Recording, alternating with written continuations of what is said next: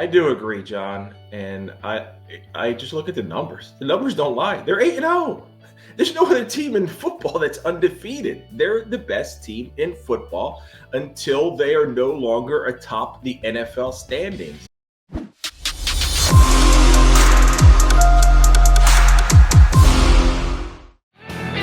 Appreciate all you guys streaming in here on Birds 365. John McMullen Jody McDonald, joined by our esteemed colleague.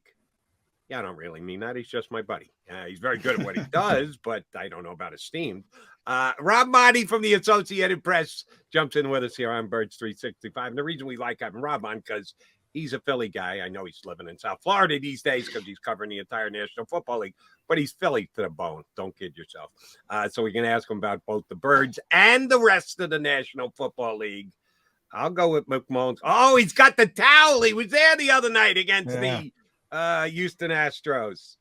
Yeah, terrible towels. Well, I want to start. And by the way, Rob is esteemed, AP's lead NFL reporter. So I know better than that's that. A big deal. I know Maaddi. He's not that esteemed. Let's not get nuts here. But I see Rob. I like the backdrop. I'm looking for the Eagles football. You got to have that somewhere where they thanked you for. There it is. He's pointing it out.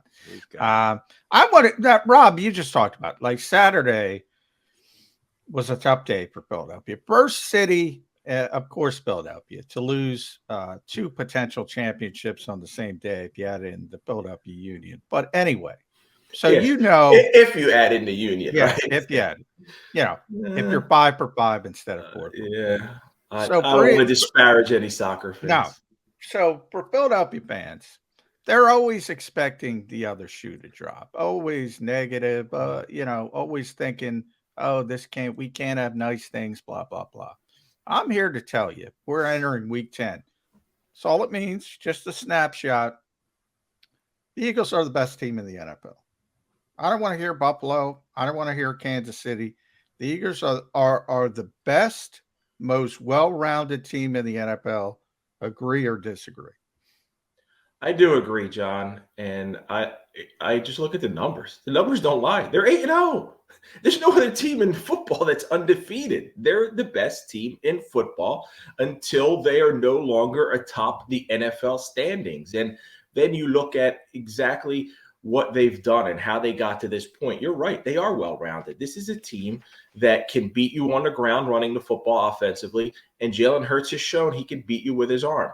Their defense is tough. They're tenacious. They're aggressive. And they have done – I know people will look at the schedule and say, well, they haven't beat any. You can only beat whatever teams are put in front of you. And you go out there and you get the job done. And they've done that week in and week out.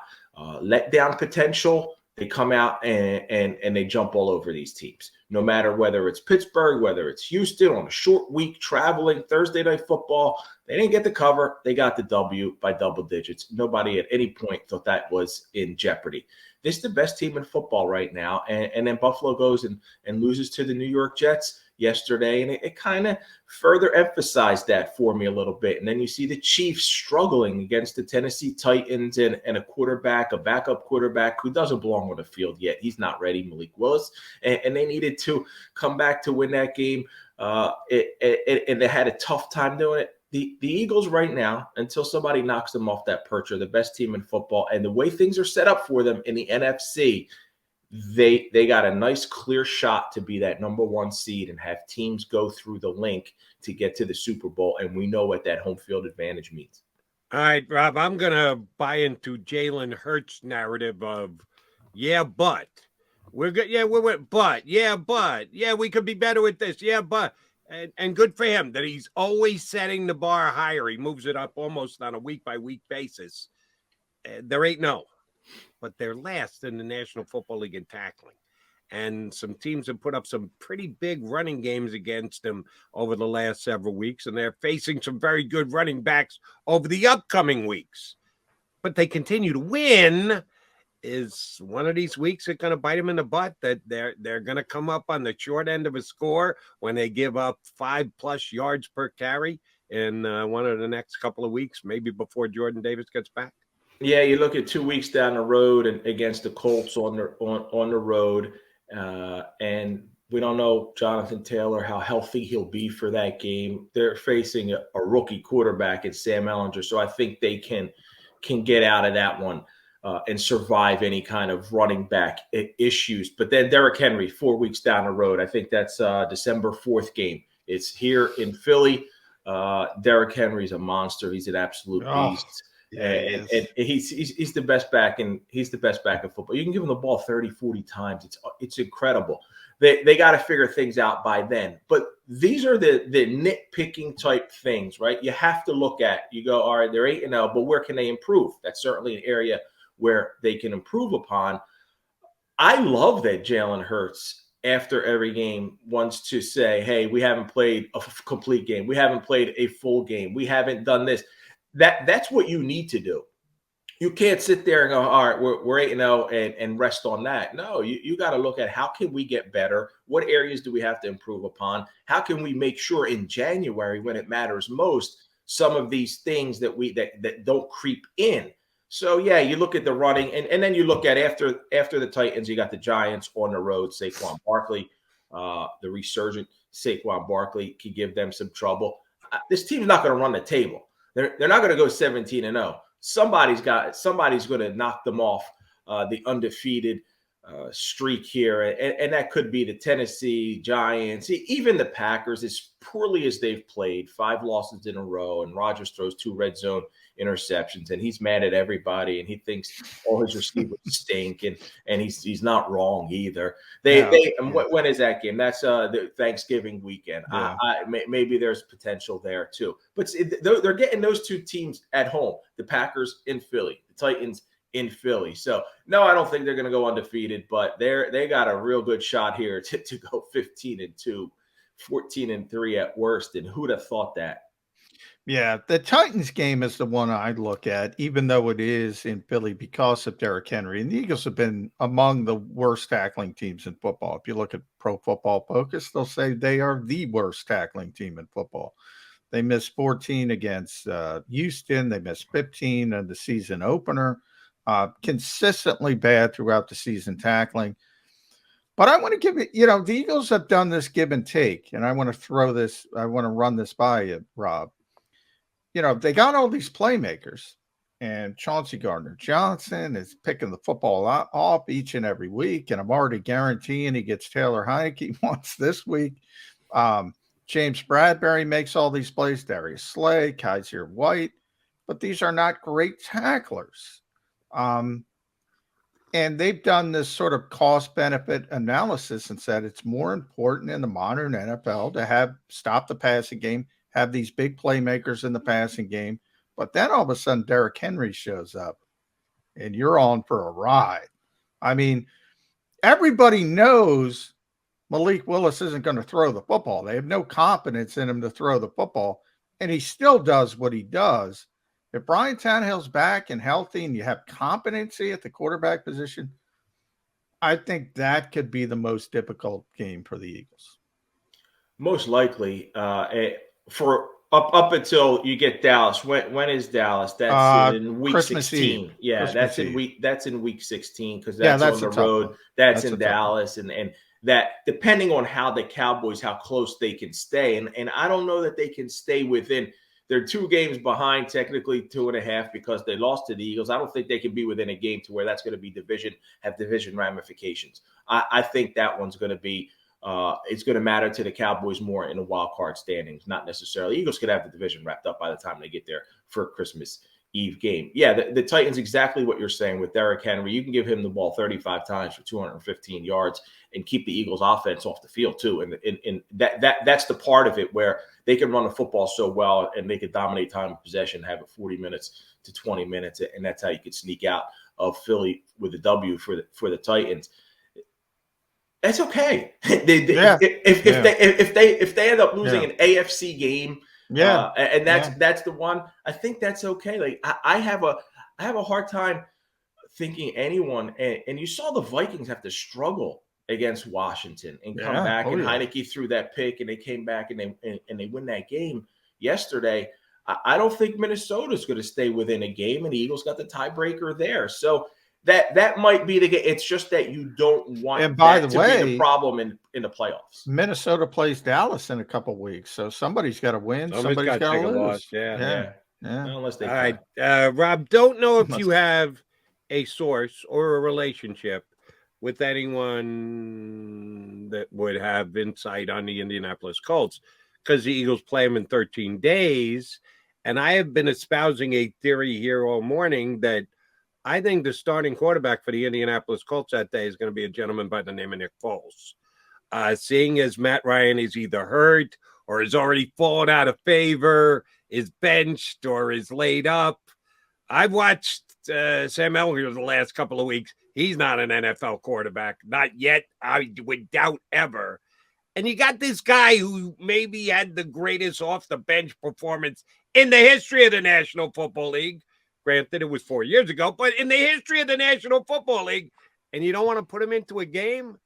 Frank Wright's seat is getting pretty damn hot there in Indianapolis. Why wouldn't you throw Nick Foles out there to take a chance? How do you think they think about their quarterbacks in Indianapolis on this Monday, 2 weeks before they have to face Eagles? I think they're looking at the quarterbacks in the draft, and that's why they're playing Sam Ellinger. I feel like if the Indianapolis Colts wanted to make a quarterback change in a division where at the time it was still there, and they're technically a game. They're 3-5-1, and Tennessee is 5-3. So they're 2.5 games out. Had they wanted to stay competitive and you make a quarterback change, you go to Nick Foles.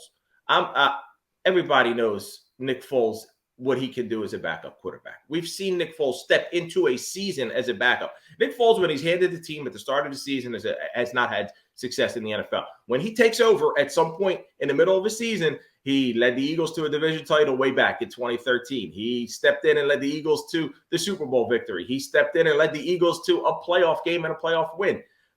That's what Nick Foles has done when he steps into the lineup. And I don't know that the Colts right now are playing to be a playoff team. I think they're playing to be in the top 5 of the NFL draft, and that's Tankapalooza, huh? You're going Tankapalooza on the Colts. It's got how else, Joe? Right? How else would you explain Sam Ellinger? Like you said, I haven't seen anything out of him to suggest that he's an NFL star. Well, remember, suck for luck back in the day. It's not like they haven't done it in the past. Exactly. So yeah, it seems like that's the way they're going to go. Now, Jody knows when it comes to the NFL, Rob, I am not a stat guy. I don't care about stats. I think it's the least stat worth. Like baseball, asked me about baseball. I got 714, 755. I can even tell you Willie Mays at 660. Pete Rose, I can tell you 4,256, I believe is the number. Hits. It means something in baseball. Football, not a statistical game. But man, I saw 100,000 next to Tom Brady's name, and I went, "What? 100,000?" I'm old, so I remember when France Harkington broke the record, and it was like 47,000. 100,000 passing yards. Were you you're a Central Florida guy now, so you're in the Tampa area. Were you at the game yesterday? And man, Tom was fired up. They've had a difficult season. He's won so much, and he's still fired up to win a game like that in that final drive. It was pretty amazing. Yeah, I was there, guys. I've been at all their home games this year, and what I've seen from this team, one, offensively, this the least imaginative, least creative offense I've ever seen in football. I've been watching football a long time. I think Byron Leftwich, who was a guy who was being touted as a potential head coach, whether it was in Jacksonville before Doug Peterson and different other stops, has shown this year like his star's fallen. It's dropped. Their offense looks like, hey, Tom, go out there and do something. We got Tom Brady because there's no creativity. Receivers aren't open, nothing like. And they drop everything. Too. Yeah, they're drop. They're predictable. I'm sitting in the press box going, all right, this is going to be an inside handoff. All right, this is going to be a pitch. It's horrible to watch. and then yet to see that game, everybody thinks it's over, Yeah. right? There's no chance here. They drop a touchdown pass. They turn it over on downs. And then the Rams, I'm mystified by what's happened with them. They basically said, all right, they're not going to score. Let's run it into the line 3 times. Give Brady the ball back with 40 seconds. And Brady is Brady. 44 seconds to go. Goes 5 of 6. The only pass incomplete was the one he had a spike. And it wasn't like he was hitting Mike Evans or Chris Godwin. It was Scotty Miller. It was the rookie tight end, Cade Otton. He threw one to Leonard Fournette, I think, on that drive. And then he hits Otton for the 1-yard touchdown. And what got them going? What got them moving? Yeah, it was Tom Brady. It was his energy. It was him being fired up. But it was also Tom Brady in a tempo, no huddle, hurry up offense, calling the plays. I thought he's calling the plays there, and they're working. And you got guys wide open, and he's hitting those plays. And I think that's something that they got to look at. And I don't know that they will. I know that Bruce Arians stepped aside because he wanted Todd Bowles to have an opportunity to be a head coach and win with Tom Brady and not take over a team that was going to be rebuilding. Well, Todd Bowles, I think, has shown also why he was always a defensive coordinator and not a head coach. He had his opportunity in New York, and they're winning now because of Tom Brady yesterday, and they're trying to ride him in a weak NFC South where 8-9 is going to win. They're in first place. 8-9 will win it. 7-10 may win that. 7-10 may win that, and that could be the Buccaneers as a 4 seed getting a home playoff game and then getting hot at the end. Can you imagine getting in at 7-10? Well, that's where I was going to go, Rob. I was going to go. If you look at it today, Tampa's in the playoffs. If you look at it today, San Francisco's in the playoffs. I still believe in those 2 teams more than I believe in Minnesota. I'll tell you that right off the bat. More than I believe in the New York Giants. Dallas, I think, is a good team, legitimately good team. But we know Mike McCarthy's history and Dallas's recent history in the playoffs. I still believe more in Tampa Bay and San Francisco than the upstart Vikings and Giants. Am I wrong? I wholeheartedly agree with you. I agree that if those teams get in and get healthier, like if you look at the Bucs and they start to get healthier, they get their center Ryan Jensen back and they start getting some pieces back and they start playing better and they start building more chemistry towards the end of the season and they get in as that 4 seed at 7-10, then they win a home playoff game. And now you go Brady. I don't know what the second round matchup might be. So suppose it's Brady, Daniel Jones in New York. Who are you going to take? I'm going to take.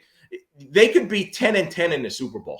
I'm not predicting like that. You could win 3. You could win 3 games and get in the Super Bowl at 10-10. Imagine that in a league that keeps sending us all these stats about one possession game, right? Yeah, one possession games and all this stuff. You might end up with a way below 500 team, but. And then you look at the 49ers, and we know what they have been able to do with Jimmy Garoppolo over the years is win football games. He manages the game. They win with the run.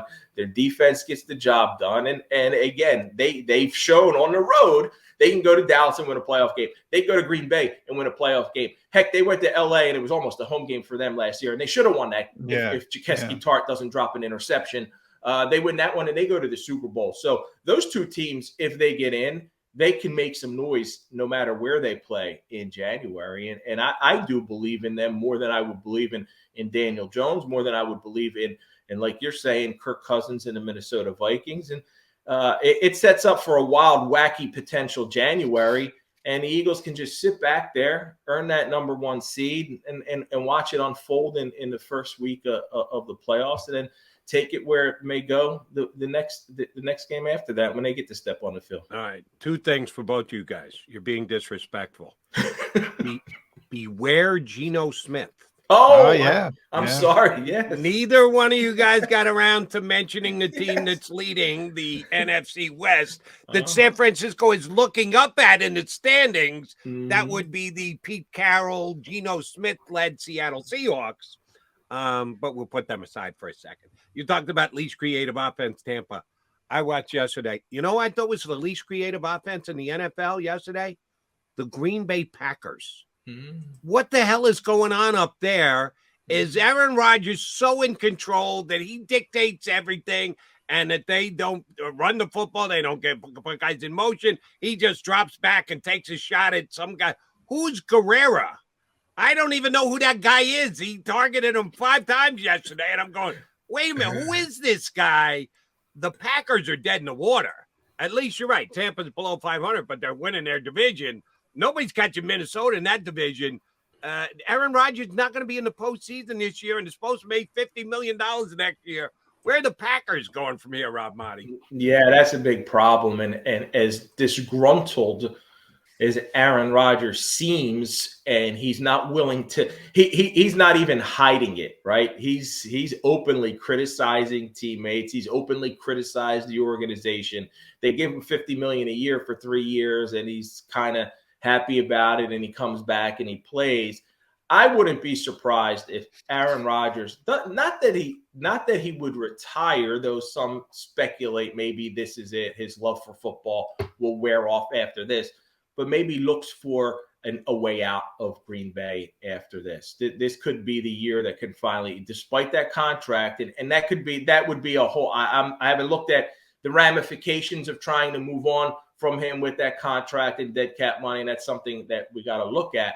But Aaron Rodgers seems to have reached that point with the organization, with the players that they've provided for him, that they've surrounded him with, that his unhappiness may reach that level where this could be the final year for him in Green Bay. And I don't see a massive turnaround at 3-6, guys. They got a tough schedule too. They got to play Dallas this week. Like we said earlier, they're still playing the Eagles. This is a team. Yeah, they're no better than an 8-9 win team, and that's if they get things rolling and turned around at 3-6. And it's been a disaster, and it's crazy to see this unfold in Green Bay. But you pay one quarterback $50+ million. Those are the problems you're going to have when you can't afford to have. Yeah, that's where I'm going, Rob. That's where I'm going. If things continue the way they're going for the Philadelphia Eagles, and right now you look at the betting markets, and Jody tells me Jalen Hurts is about even now with Josh Allen and Patrick Mahomes. I think he should be number 1, but we all know Patrick Mahomes is probably going to win it. Are you talking MVP? MVP, yeah, MVP. We may have some news soon. Yeah, get me a vote, Rob, because people getting those votes are not doing justice. In fact, I am actually restructuring the voting system with removing and adding, John. All right. So, all right. I'm going to put my name in the hopper. You want to put your name in the hopper? All right. Put my name in the hopper. But I'll say this. I Jalen Hurts is eligible for an extension after the season. There's no more doubt. He's getting an extension from the Philadelphia Eagles. That's no doubt about it. Yeah. Where does it start? And you just talked about Aaron Rodgers at $50 million a year, how that affects the rest of the roster. For some reason, quarterbacks can't understand this, that you're not going to have as good a supporting cast. Things change once you sign that second contract. Now, the Eagles have a little bit of wiggle room because they can structure it and let Jalen play out the final 2 years, so they won't see the impact till 2024.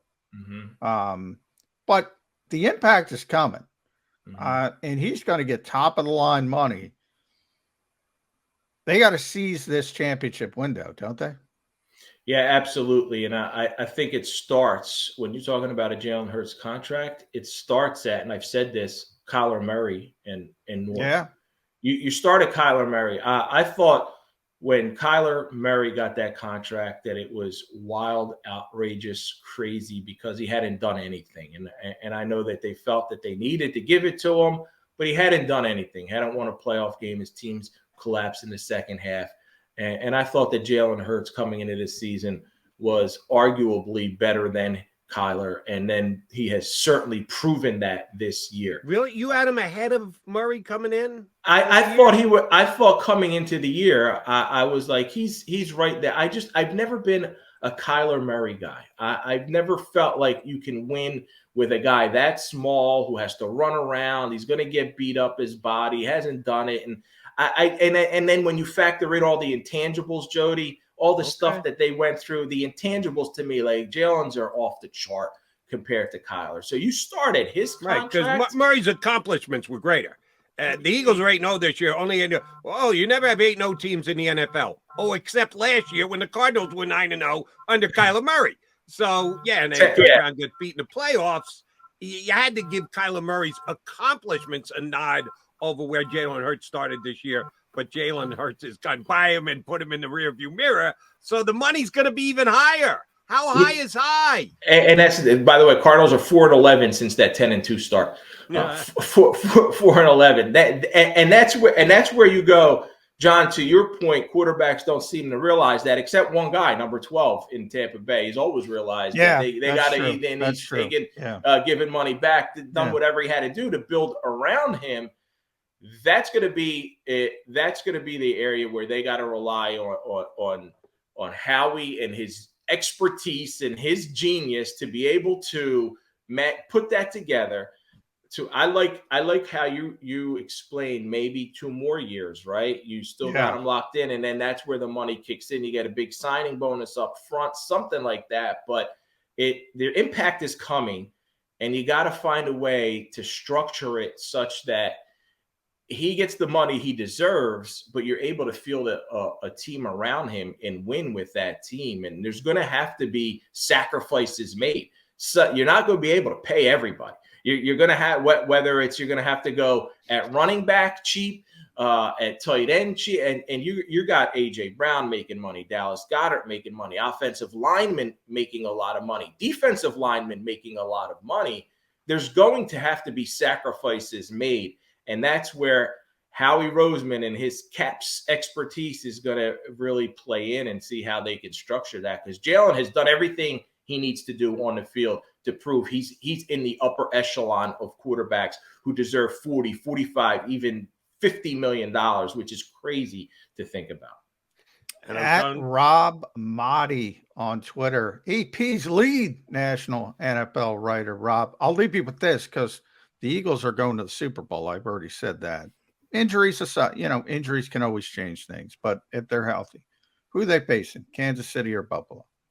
I took Buffalo earlier in the year. I'll stick with Buffalo. They get the home field advantage because they beat Kansas City, so they would have to go through Buffalo. And I just think that team, despite some slip-ups along the way, is the best in the AFC, and it's a tough competitive AFC, man. Those teams are going to beat each other. Kansas City, I like Baltimore. Cincinnati's coming on, and they're strong too. Like it's a very unpredictable season in the NFL, and whoever's the last team standing in the AFC, whether it's Buffalo, KC, Baltimore, they're going to have a tough time with it. And I'm with you at this point.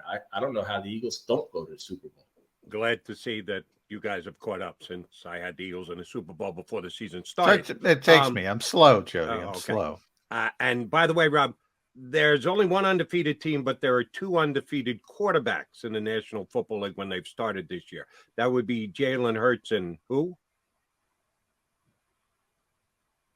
Did Rob freeze up on us? Taylor Heineke was undefeated until yesterday. Yeah, no longer undefeated. No longer undefeated. Who's the other undefeated quarterback? Tua Tagovailoa. That would be Tua Tagovailoa, who you never got around to mentioning when you were going through all those AFC teams. MVP status right there. Top 3 maybe right now. You look at. I'm going Tyreek Hill as their MVP before Tua. Nothing against Tua, but Tyreek Hill is. But you take Jalen Hurts over A.J. Brown. Yes. Okay, I would see those 2 couplings as very similar. Philadelphia and I love AJ. Everyone knows how much I love AJ, but Tyreek Hill, man. Oof. But I mean, who's having a bigger impact on their team this year? Tyreek Hill on the Dolphins or AJ Brown on the Eagles? Man, well, I think the Eagles are better, but I think Tyreek Hill is the most devastating, dominant home run hitter in football. But the Eagles are 8-0, so you got to. I would argue that AJ's had a bigger impact because no, that's what I mean. Yeah, He's had a bigger impact because it's a better team who's undefeated. But I think who's the better player? Tyreek doesn't get those big numbers when sure he did. Skylar Thompson is in the game. Sure he did. He was making big plays with Skylar Thompson. Look it up. How many touchdowns does Tyreek have this year? He's over 1,100 yards already. A lot of yards. Yeah. I think he's got 2 touchdowns. And again, Darius Slay, who's top 5 cornerback in this league, got one look at him in practice and said, I'm going to take the day off. Oh, my ankle. let me get a couple more hours off. Rob, always a pleasure, my friend. You are esteemed here with us here on Birds 365. We thank you much for jumping in. We'll hit you up again next month. Thanks, buddy. You got it, fellas. Appreciate it. Thanks, Rob. Care.